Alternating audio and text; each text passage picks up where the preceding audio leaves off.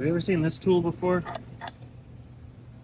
We use this for fixing hose ends, putting new ends on hoses.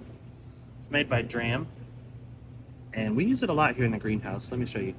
You can buy these boxes of male or female fittings for your water hoses. This one is a female fitting right here. So first you'll take this piece and slide it over the end of the hose, which I can't do with one hand, so you'll just have to trust me. Once that collar is on there, we're gonna slide this barbed fitting down into the hose. Now it might look like we're done, but this is where the tool comes in handy. We're gonna slide this in here. Also hard to do with one hand. And we're gonna use this press to crimp that ring and hold it in place. So let's get it lined up, and then we'll just tighten this down. Here we go. It is, as I tighten it, it is pressing right in here and just crimping that ring down.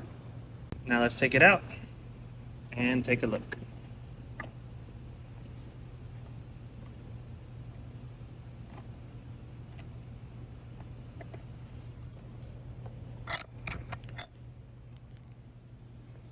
There we go.